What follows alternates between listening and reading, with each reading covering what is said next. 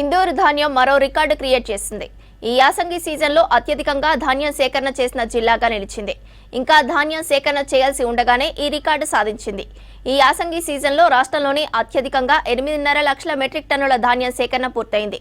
గతంలో ఏ జిల్లాలోనూ 7 లక్షల మెట్రిక్ టన్నుల ధాన్యం సేకరణ జరగకపోవడంతో ఇది రికార్డుగా నిలిచింది. ఈ యాసంగి సీజన్లో రాష్ట్రంలోని అత్యధికంగా ధాన్యం సేకరణ నిజామాబాద్ జిల్లాలో జరిగింది. ఇప్పటి వరకు 8.50 లక్షల మెట్రిక్ టన్నుల ధాన్యం సేకరణ చేశారు అధికారులు.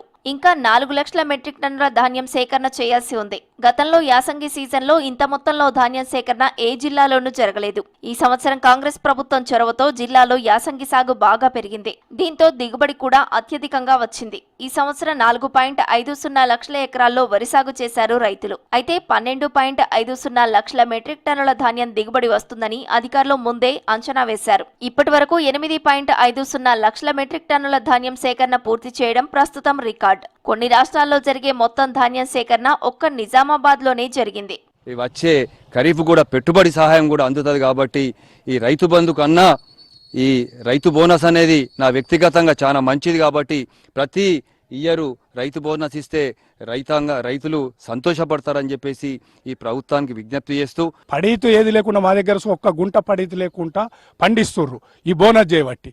ఈ బోనస్ ఒక్కటి మెయిన్ చేయబట్టే ఇది అంతా ఎక్కువ దిగుబడి వస్తుంది, పండించుడు ఎక్కువ అవుతుంది. అది చేసుడే మెయిన్ అదే కారణం. నిజామాబాద్ జిల్లాలో వరి సాగు ఎక్కువగా ఉంటుంది. ఖరీఫ్, రబీ 2 సీజన్లలోనూ వరి ఎక్కువగా సాగు చేస్తారు రైతులు. గతంలో యాసంగిలో కాస్త తగ్గించి పండించేవారు. కానీ గత కొద్ది సంవత్సరాలుగా యాసంగిలోనూ వరి సాగు పెరిగింది. జిల్లాలో బోరుబావులపై ఆధారపడి ఎక్కువగా వ్యవసాయం సాగవుతోంది. అయితే జిల్లాలోని ప్రధాన సాగునీటి ప్రాజెక్టుగా ఉన్న ఎస్ఆర్ఎస్పీ, నిజాం సాగర్, గుత్పా, అలీసాగర్ లిఫ్ట్ల కింద ఆయకట్టు రైతులు బోరుబావులపైనే పంటలు సాగు చేస్తున్నారు. భూగర్భ జలాలు సరిపడా ఉండటం, ప్రాజెక్టుల నుంచి సాగునీటి విడుదల సకాలంలో జరగటంతో పాటు కాంగ్రెస్ ప్రభుత్వం 500 బోనస్ ప్రకటించడంతో ధాన్యం సాగు విస్తీర్ణం పెరిగింది.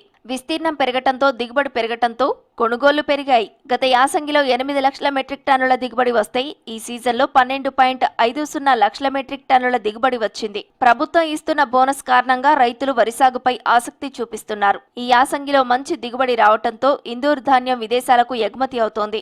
ప్రభుత్వం సన్నాలకు 500 బోనస్ ప్రకటించడం మూలంగా ఇప్పుడు రాష్ట్రంలో 60% పైగా సన్న రకాలు వేస్తున్నారు.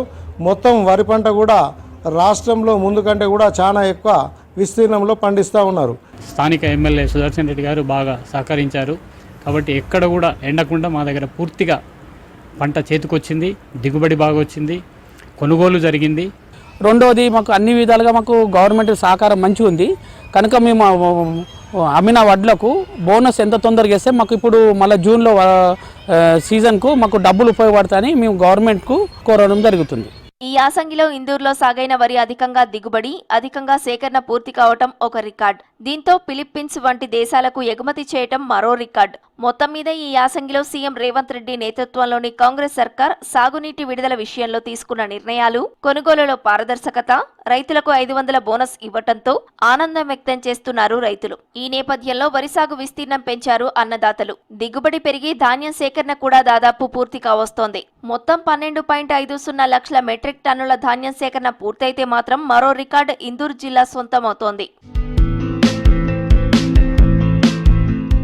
నిజామాబాద్ జిల్లాలో దిగుబడి పెరిగి ధాన్యం సేకరణ కూడా దాదాపు పూర్తి కావస్తోంది. మొత్తం 12.50 లక్షల మెట్రిక్ టన్నుల ధాన్యం సేకరణ పూర్తయితే మాత్రం మరో రికార్డు జిల్లా సొంతమవుతోంది.